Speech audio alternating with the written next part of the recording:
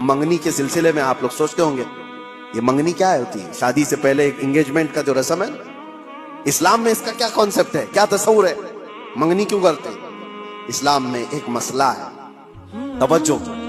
کوئی مال میں خریدنے کے لیے گیا، مثال کے طور پر ایک قالین مجھے خریدنی تھی، میں نے صاحب مال سے یعنی دکان والے سے اس کی قیمت لگائی، اس نے کہا یہ 1000 روپے کی۔ ابھی ہماری بات چیت چل رہی ہے، دوسرے صاحب آئے اور انہوں نے اس کی بولی لگا دی۔ حضور فرماتے ہیں یہ جائز نہیں جب تک کہ تمہارا پہلا بھائی بات مکمل نہ کر لے۔ اپنے بھائی کی بے پر بے جائز نہیں۔ سمجھ میں آ رہی ہے آپ کو بات؟ مسئلہ ہے یہ شریعت کا۔ میں اگر خرید رہا ہوں تو دوسرا اس میں گھس کر کے نہ خریدی کی بات نہ کرے جب تک میری ڈیل مکمل نہیں ہو جاتی۔ یا تو میں چھوڑ دوں یا تو میں لے لوں، نکل جاؤں، اس کے بعد دوسرے کا حق ہے۔ یہ اسلام کا مسئلہ ہے۔ یہی کانسیپٹ ہے منگنی کا۔ منگنی کیوں کی جاتی ہے؟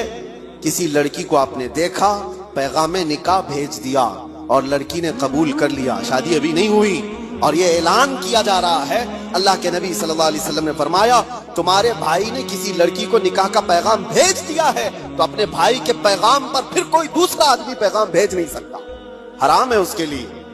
اب وہ اس کو پوچھ نہیں سکتا، کیونکہ جب تک ان کی ڈیل مکمل نہ ہو جائے، یا تو ٹوٹ جائے، ختم ہو گئی کہ نہیں کرنا ہے شادی، تو اس کے بعد نئے سرے سے اگر کوئی چاہے تو پھر اس کے پاس پیغام نکاح بھیج سکتا ہے، ورنہ جب تک کوئی مسلمان کسی عورت کے نکاح کے پیغام بھیجا ہوا ہے اس وقت تک دوسرا کوئی اس کو پیغام نکاح نہیں بھیج سکتا۔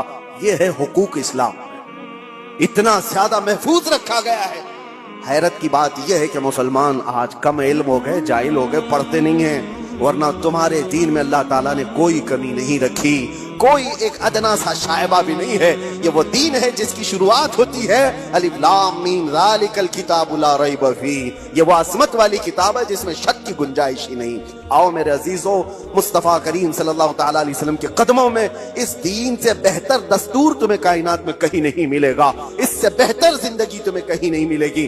جانوروں والی زندگی یہاں نہیں ہے جو انسان کو آج فیشن کے نام پر اٹھا کر کے بازار کی زینت بنایا گیا ہے، بلکہ یہاں میں سچ بتاؤں لوگوں نے میٹل تو بنا کر ترقی کی ہوگی، ایروپلین تک بنایا ہوگا، کمپیوٹر بنایا ہوگا، موبائل بنایا ہوگا، لیکن مدینے کے تاجدار نے انسان بنائے ہیں۔